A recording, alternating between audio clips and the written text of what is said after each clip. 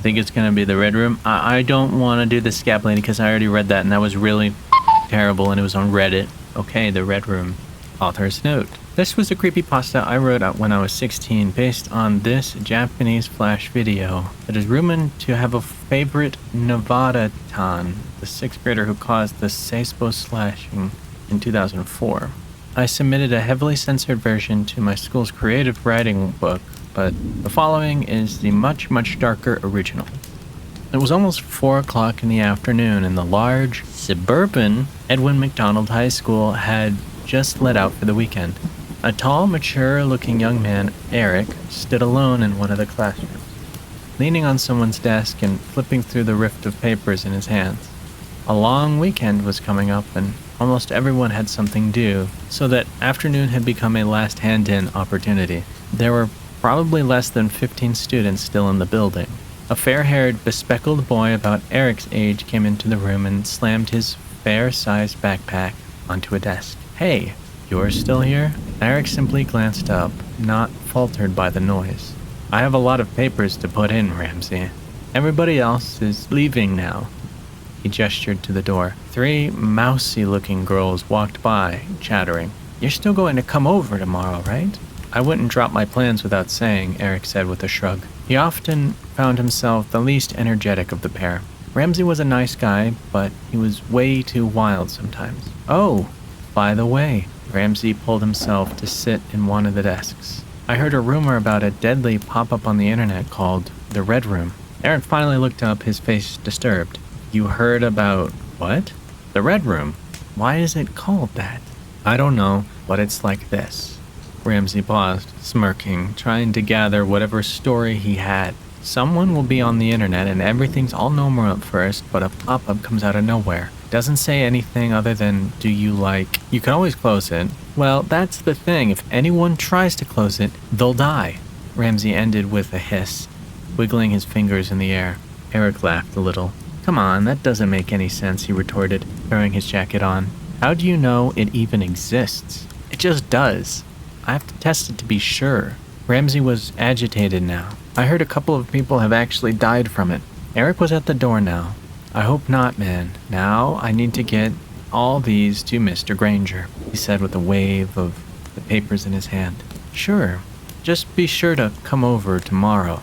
I will. My sister's bringing her Kung Fu movie collection. I'm still not gonna miss it. Good. Ramsey waved him off. I'll see you. Eric headed up the hall with a bit of a sigh. Why would you want to do that to yourself? It was about an hour before he finally got home. He had gotten some groceries on his way to the apartment house and knew his father would almost certainly be working late at the office again. As he was stepping into their apartment, he called out, Dad, I got some things. Nothing but silence greeted him. As he put away the groceries, his mind flipped back to Ramsey and the pop-up. Maybe there was some kind of news release or death report, he thought. If the pop-up actually killed someone, there had to be written word of it, right? Eric sat down at the computer in his room, hoping to ascertain whether the rumor was or was not true. He went directly to a search engine, typing killer pop-up and death by pop-up, pop-up window murders, and a variety of similar things. But repeatedly, he found nothing. He assumed then that Ramsey had been pulled into yet another hoax and let it be. He went off to check his email and a few other sites. Less than 10 minutes later, while he was back on the search engine, a small rectangular pop-up appeared on the screen. Eric looked at it, looked away, and looked back in alarm. He stared at the pop-up for a few moments, wondering what to do. Ramsey's words still echoed in his head. If anyone tried to close it, they died. He considered calling him for help, but Ramsey would probably overreact and call the police. He moved the mouse pointer around the pop-up, checking for another link or more text. It could only be either a joke ad or a virus, as far as he knew. Eric closed his main window, checking if the smaller one could be connected to it, but the little pop-up remained. Oh, very funny, Eric muttered. He moved the mouse to the X button, wondering if he should go ahead and close it, all while arguing with his brain.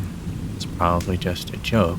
What if I really am going to die? This apartment is small. I'd hear if anyone was coming in. And how come they'd find me?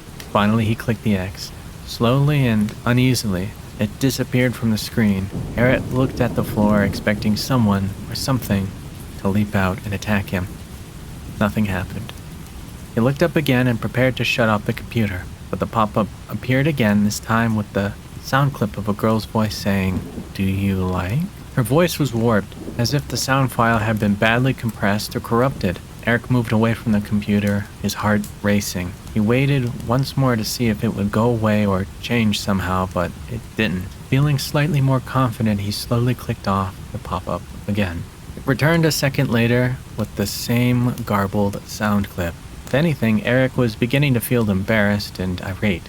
He clicked off it again, to which it reappeared. He kept clicking, and yet it returned each time, always with the audio clip. The room was filled with bursts of the girl's garbled little voice. Do you? Do you?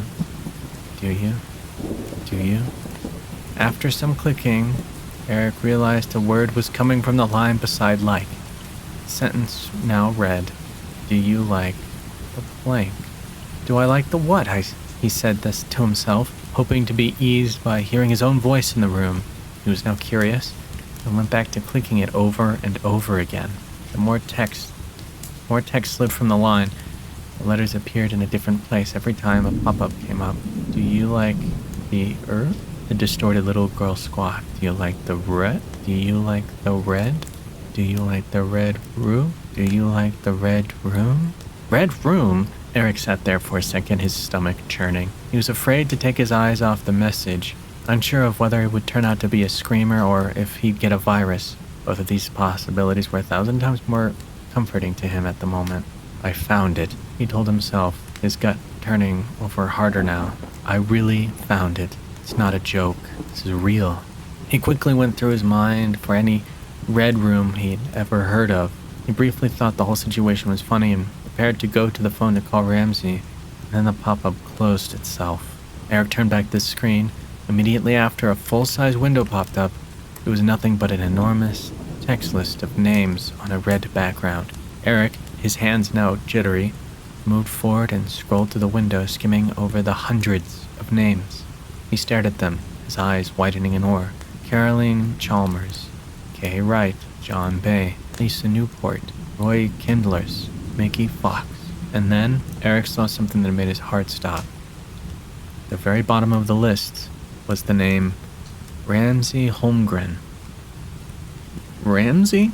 Eric spluttered. On thinking of him, Ramsey's warning of the pop-up resurfaced in his mind. Everybody on this list was dead.